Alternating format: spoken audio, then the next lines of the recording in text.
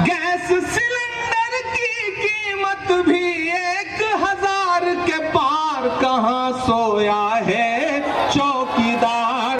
स्वागत है दोस्तों आप सभी का यार मुशायरा मीडिया में। सुनेंगे दोस्तों आज इमरान प्रतापगढ़ी की एक नज़म, जो कि नज़म का बोल कुछ इस तरह से है, कहां सोया है चौकीदार।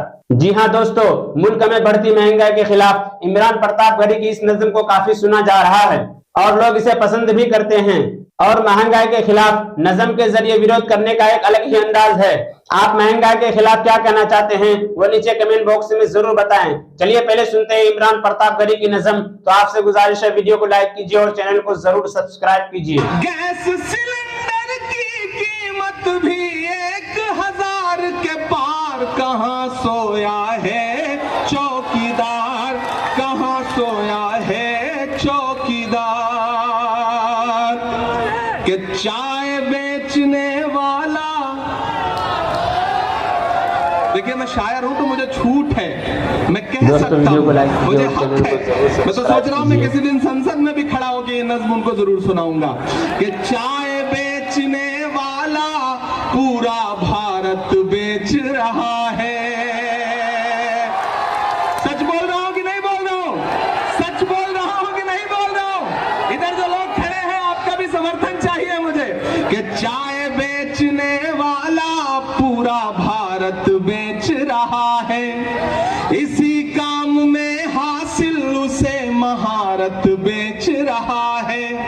रेल बिक गई, तेल बिक गया, बिका हवाई अड्डा। अब तैयार है ना बैजलपुरा वालों कि रेल बिक गई, तेल बिक गया, बिका हवाई अड्डा। सब कुछ बिकता देख के खुश हैं अपने जेपी नड्डा। कि जनता महंगाई की मारी करती हाहाकार, कहां सोया है चौकीदार। इस मुल्क में दो ताकतें हैं। एक ताकत वो है जो सोचती है कि मुल्क उसकी तानाशाही से चलेगा, मुल्क उनकी मर्जी से चलेगा। लेकिन एक तरफ वो ताकतें खड़ी हैं जो ये कह रही हैं कि मुल्क डॉक्टर बाबा साहब भीमराव अंबेडकर के संविधान से चलेगा, जो ये कह रहे हैं कि मुल्क महात्मा गांधी के विचारों से चलेगा, मौलाना आजाद के सपनों से चलेगा, ये मुल्क पंडित जवाहरलाल नेहरू के ख्वाबों से चलेगा। दोस्तों इमरान प्रतापगढ़ी की नज़म सुनने के बाद आप अपनी राय में क्या कहना चाहते हैं वो नीचे कमेंट बॉक्स में जरूर बताएं। हज़रत अबू सईद खुदरी रजी अल्लाह अन्हु फरमाते हैं कि हज़रत उसैद बिन हुज़ैर रजी अल्लाह अन्हु अपने बारे में एक रात कुरान मजीद पढ़ रहे थे। अचानक उनकी घोड़ी उछलने लगी। उन्होंने और पढ़ा, वो घोड़ी और उछलने लगी। वो पढ़ते रहे, घोड़ी और उछली। हज़रत उसैद रजी अल्लाह अन्हु फरमाते हैं कि मुझे खतरा हुआ कि घोड़ी कहीं मेरे बच्चे यहया को, जो वहीं करीब था, कुचल न डाले।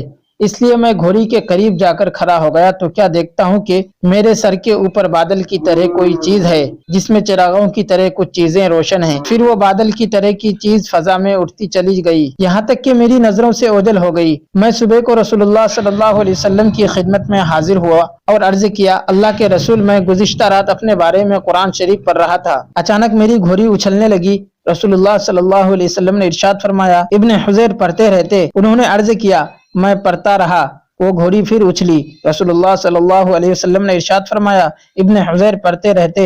उन्होंने अर्ज किया, मैं पढ़ता रहा, फिर भी वो उछलती रही। आप सल्लल्लाहु अलैहि वसल्लम ने इरशाद फरमाया, इब्ने हुज़ैर पढ़ते रहते। उन्होंने अर्ज किया, फिर मैं उठकर चल दिया, क्योंकि मेरा लड़का यहया घोड़ी के करीब ही था। मुझे ये खतरा हुआ कि घोड़ी कहीं यहया को कुचल न डाले। तो क्या देखता हूँ कि बादल की तरह कोई चीज है, जिसमें चिरागों की तरह कुछ चीजें रोशन हैं। फिर वो चीज फजा में उठती चली गई, यहाँ तक कि मेरी नजरों से ओझल हो गई। रसूलुल्लाह सल्लल्लाहु अलैहि वसल्लम ने इरशाद फरमाया, वो फरिश्ते थे, तुम्हारा कुरान सुनने आए थे। अगर तुम सुबह तक पढ़ते रहते तो और लोग भी उनको देख लेते, वो फरिश्ते उनसे छुपे ना रहते। हजरत अबू सईद खुदरी रजी अल्लाह अन्हु फरमाते हैं कि मैं फुक़राए मुहाजिरीन की एक जमात में बैठा हुआ था। उन लोगों के पास इतना कपड़ा भी न था कि जिससे पूरा बदन ढांप लें। बाज ने बाज की आर ली हुई थी और एक सहाबी रजी अल्लाह अन्हु कुरान शरीफ पढ़ रहे थे। उस दौरान रसूलुल्लाह सल्लल्लाहु अलैहि वसल्लम तशरीफ ले आए और बिल्कुल हमारे करीब करीब खड़े हो गए। रसूलुल्लाह सल्लल्लाहु अलैहि वसल्लम की तशरीफ आवरी पर तिलावत करने वाले सहाबी खामोश हो गए। आप सल्लल्लाहु अलैहि वसल्लम ने सलाम किया, फिर दरियाफ्त फरमाया, तुम लोग क्या कर रहे थे? हमने अर्ज किया, या रसूलुल्लाह, एक तिलावत करने वाले हमारे सामने तिलावत कर रहे थे, हम अल्लाह की किताब की से सुन रहे थे। रसूलुल्लाह सल्लल्लाहु अलैहि वसल्लम ने इरशाद फरमाया, तमाम तारीफें अल्लाह ताला के लिए हैं जिन्होंने मेरी उम्मत में ऐसे लोग बनाए कि उनमें मुझे ठहरने का हुक्म दिया गया। उसके बाद रसूलुल्लाह सल्लल्लाहु अलैहि वसल्लम हमारे दरमियान बैठ गए ताकि सबके बराबर रहें, किसी से करीब किसी से दूर ना हो। फिर सबको अपने हाथ मुबारक से हल्का बनाकर बैठने का हुक्म फरमाया। चुनांचे सब हल्का बनाकर नबी करीम सल्लल्लाहु अलैहि वसल्लम की तरफ मुंह करके बैठ गए। हजरत अबू सईद खुदरी रज़ियल्लाहु अन्हु फरमाते हैं कि मैंने रसूलुल्लाह सल्लल्लाहु अलैहि वसल्लम को देखा कि आपने मजलिस वालों में मेरे अलावा किसी को नहीं पहचाना। आप सल्लल्लाहु अलैहि वसल्लम ने इरशाद फरमाया, ए फुकराए मुहाजिरीन की जमात, तुम्हें क़यामत के दिन कामिल नूर की खुशखबरी हो और इस बात की भी कि तुम मालदारों से आधे दिन पहले जन्नत में दाखिल होगे। यह आधा दिन 500 साल का होगा। फायदा, हजरत अबू सईद खुदरी रज़ियल्लाहु अन्हु को पहचानने और बाकी लोगों को ना पहचानने की वजह शायद यह होगी कि रात का अंधेरा था और हजरत अबू सईद खुदरी रज़ियल्लाहु अन्हु चूंकि आपसे करीब थे, इसलिए आप सल्लल्लाहु अलैहि वसल्लम ने उनको पहचान लिया। और इमरान प्रतापगढ़ी से जुड़ी खबरों और नज़मों के लिए हमारे इस चैनल को जरूर सब्सक्राइब करें। मिलते हैं किसी और वीडियो में ऐसे ही नई नज़म और नई खबरों के साथ। तो जब तक के लिए दीजिए मुझे इजाजत और रखिए अपना ख्याल। आप देख रहे थे IR मुशारा मीडिया और आपके साथ मैं मोहम्मद साकिब। अस्सलामु अलैकुम व रहमतुल्लाहि व बरकातुहू।